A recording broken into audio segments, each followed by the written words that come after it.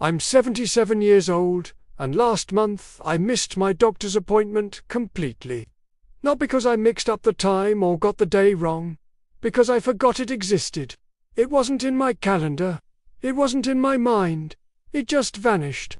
And when the doctor's office called 3 hours after I was supposed to be there, asking if everything was okay, I stood in my kitchen holding the phone, completely blank, with no memory of ever making that appointment.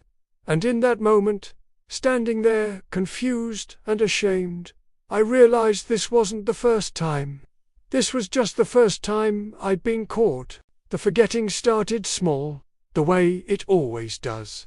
I'd miss a hair appointment here and there, forget I'd promised to call someone back, lose track of what day the trash went out.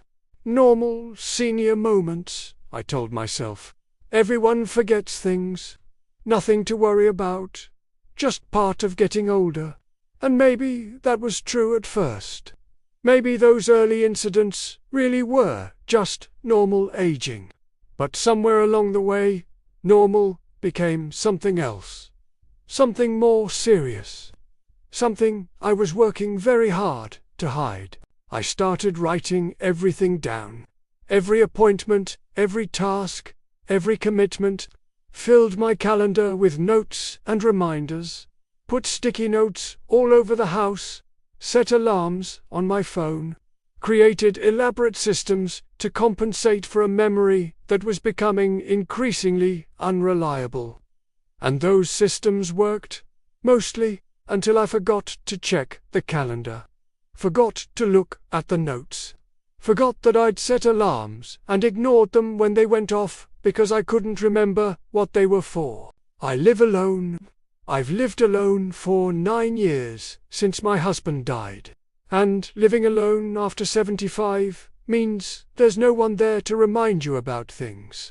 No one to say you have an appointment tomorrow, or you promised to do this, or you already told me that story. You're your own memory keeper. And when your memory stops keeping things properly, the whole system breaks down. Appointments get missed, bills go unpaid, promises get broken, and you don't even realize it's happening until someone calls and asks where you are. Have you had this happen? Realized you've completely forgotten something important? Not just when it was, but that it existed at all? The dentist office called about a cleaning I'd missed. I apologized, said I'd had a conflict, rescheduled. Then I missed the rescheduled appointment, too. They called again, this time sounding concerned rather than just inconvenienced. I made another appointment and wrote it down in 3 different places, set to alarms. And still, when the day came, I had no awareness that I was supposed to be anywhere. I spent that afternoon gardening, peaceful and content, while somewhere across town a dentist's office marked me as a no-show for the 3rd time. When was the last time you trusted your memory to handle something important without backup systems? When did remembering stop being automatic and start requiring constant effort? My daughter started to notice. She'd mentioned something we'd talked about last week, and I'd have no recollection of the conversation. She'd remind me about plans we'd made, and I'd be genuinely surprised, unable to remember agreeing to them. At first, she'd laugh it off, tease me about getting forgetful.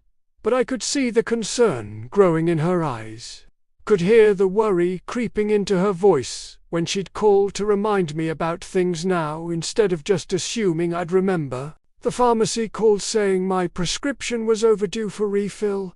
I'd forgotten to take my medication. Not skipped a dose, but actually forgotten that I needed medication at all. Forgotten that I had a prescription. Forgotten the whole system of daily pills that kept me healthy. They asked if I wanted to refill it, and I had to admit I didn't know. Didn't know what the medication was for. Didn't know if I still needed it. Had to call my doctor's office to check my own medical records because my memory had just erased that information entirely. That scared me more than the missed appointments. Because appointments are inconvenient, to miss. But medication, that's dangerous. What if it was something critical? What if forgetting to take it could hurt me? What if I was already hurt and just didn't remember why I'd needed it in the first place? Do you sometimes wonder what else you've forgotten? What important things are missing from your memory without you even knowing they're gone? I started finding notes I'd written to myself that I didn't remember writing. Reminders about tasks I'd apparently already done, or appointments I'd already missed.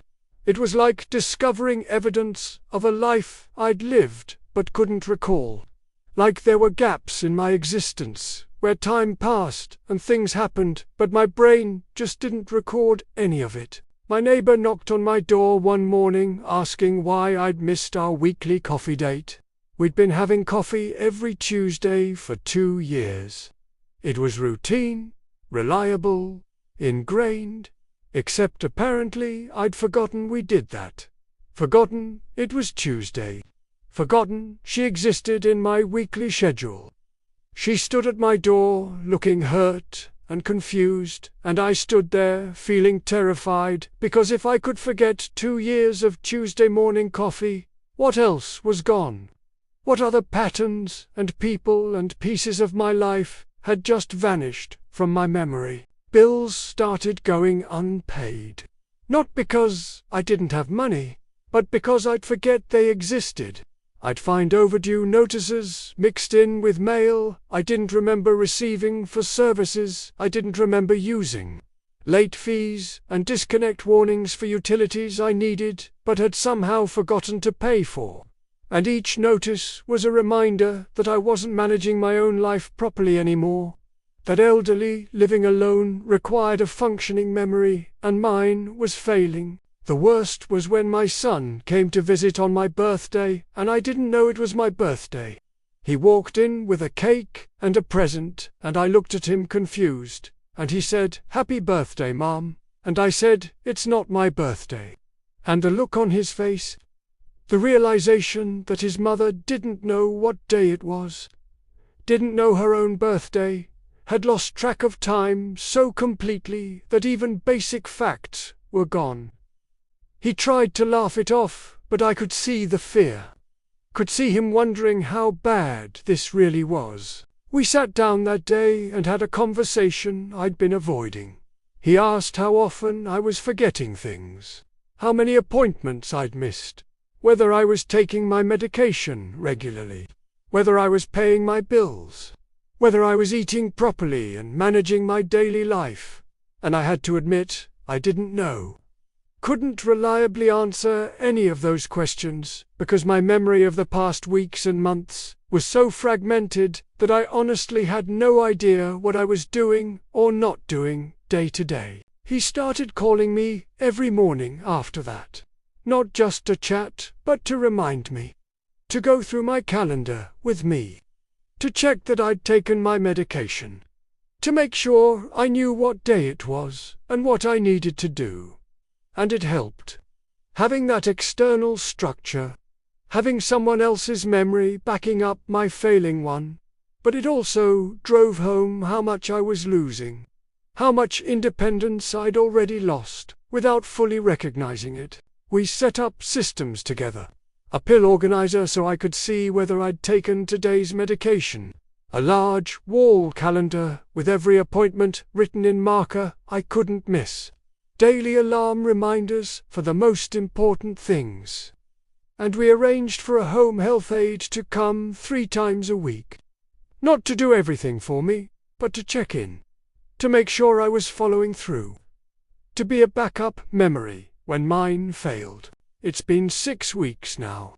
I haven't missed an appointment since we put these systems in place. I'm taking my medication regularly. My bills are getting paid, but I know this is just a temporary solution. I know my memory is going to keep deteriorating. I know that eventually no amount of calendars and alarms and reminders will be enough. I know that losing independence because of memory loss looks like this. A slow erosion of capability that you don't even notice because you keep forgetting how much you've forgotten. And I know what comes next. That nursing home fear that every older person carries. Because if I can't remember to go to appointments, or take medication, or pay bills, how long before someone decides I can't be trusted to live alone? How long before the conversation shifts from how to help me remember to whether I should still be living independently at all? How long before forgetting too much means losing everything? I'm learning that memory isn't just about nostalgia or holding on to the past. It's the foundation of independent living. You need to remember to eat, to take medication, to pay bills, to keep appointments, to maintain all the small daily tasks that add up to taking care of yourself. And when that foundation crumbles, when aging and independence pull apart because your mind can't hold the information your independence requires, everything falls apart. Not dramatically, just quietly.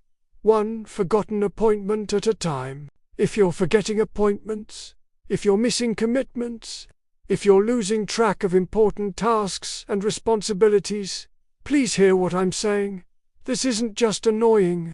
This is serious. This is a warning that your memory might not be reliable enough to support living alone without help.